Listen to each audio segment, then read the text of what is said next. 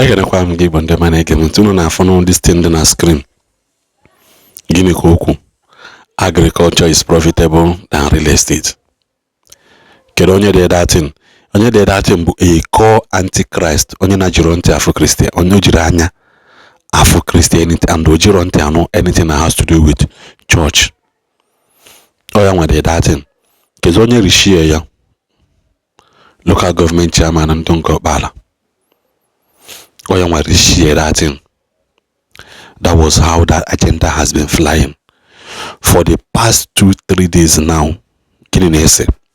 No agriculture. Na ndị be anyị na ndị ụka nye because gịnị na-eme? Onwe mgbe ha tiri mkposi ndị ụka unu bụ nata na Igbo anyị ndị Igbo anyị. There is an agenda for ndị Igbo not to like themselves.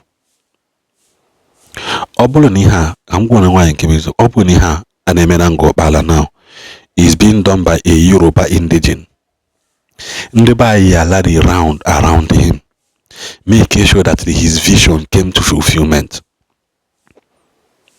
But because no one na-ebubata the thing bụ onye ha na like it, so they are doing everything humanly possible to discredit that. That is when the winner for ihe Ebuka Obi ihe ebete ihe ekwensu na-agbazi ọ na-agba egwu na ịma na ahụ ya bụ igbu ọkụkọ chabi ya akpịlị ọ na-agbazi tekete ihe ọnọ kịta bụ onye bụ he's trying to put up a last fight because what is his fear? Life will be saved, souls will be won, life destinies will be transformed, and people will begin to excel, and breakthrough will come to many communities and villages and families. So so I will share this agenda now. Habido ya like pile. Let me give you the full details. Things we do. Habido the thing like pile. You must go habido cheap. We are monso. Can the mother listen us say Ebuka ha attacking? Cheap we be monso. We get be monso na ajoka we loa mmili ana-eme nke agbalụ unukutana ana ndị mmadụ kwesị iji wee na abalị onwe ha ulu ndị ụka wee wele ya wee na abawanye. Nobody has come out to question Matthias. See Matthias, all those real estate ni na ahị na-ele ana ni na ahị na-ego asonye omenala. He has not been well educated to know that he is not in the right position ile ana na Igbo anyị as a full-on nominal. Man, that story you go do a story for another day because our people are not ready for that truth yet. Yet I go, they are not ready for that truth. That is why Bible say, but Jesus says, I have ye many things to tell you, but you are not ready for them now. In other words, when you give people the wrong information, they are not ready for. Number one, two things will happen. Number one, they will misuse it, and number two, they will not know the value of it. Allow them to grow to that mindset I need. That is when you will disburse that information to them or balhole.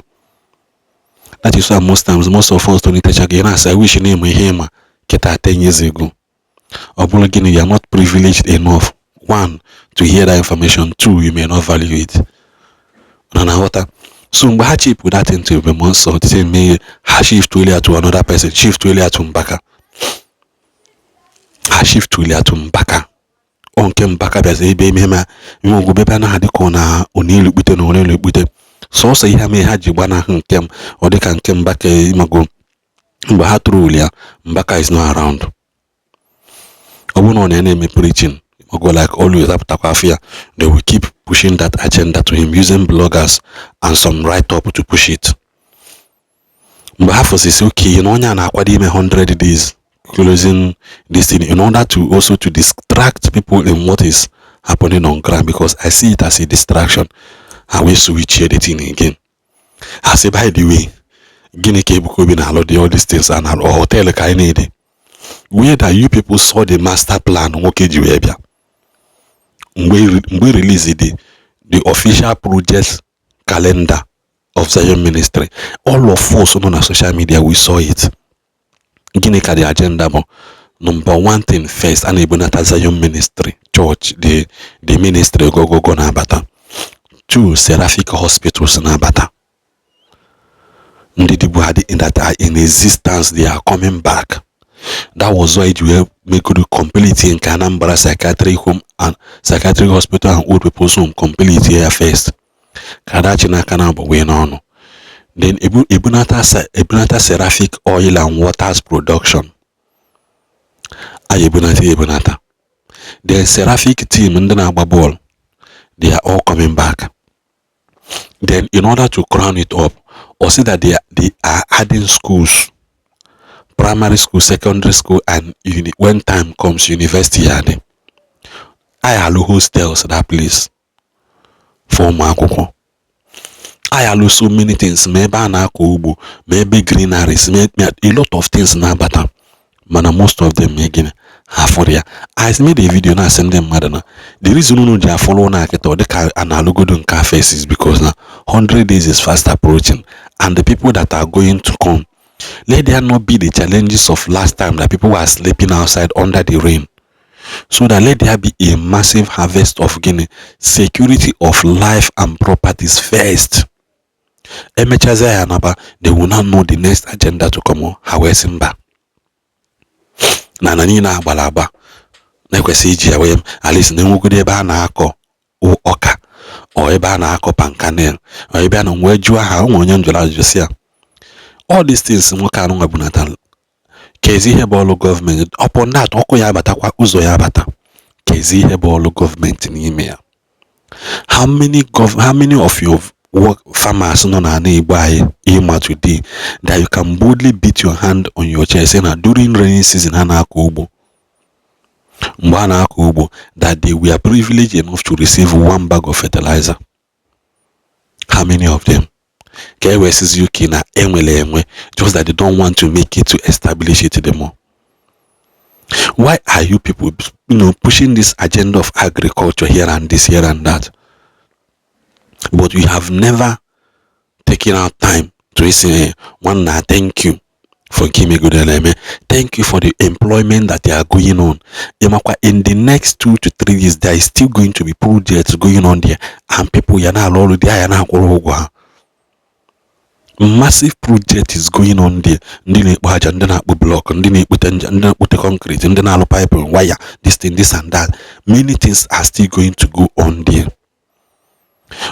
Na senda na agba real estate land dị n'ebe a na say si jisike n'ike lota ebe ya na-akọ ugbo o si jisike wee mee ka mee nke ọzọ. How many years ko na-etake gị ịkọ akwụ today ka data akwụ ahụ to bido metawe ya? How many years ko etake gị? Una makwana na nwere mkpụrụ osisi na, like for example guava, oloma, ube, ọ dịka ọha sokwunya. I think enwecha some you may not be alive to eat it. Go and ask questions. Ako Igbo, Odala, Ube, Gova. Go and check those things. If those trees, some of those things are in your family, you have to temati. So does it mean that no go akolia or non nage kolia? Only kobulon na mota papagi ko that thing. So how many years go you take before you be when plantation, maybe cause? Let this thing stop. I don't know what is wrong with our people. Ubeli abie. Sikire gudo mmadụ na nkome metupu achebia na meozo. God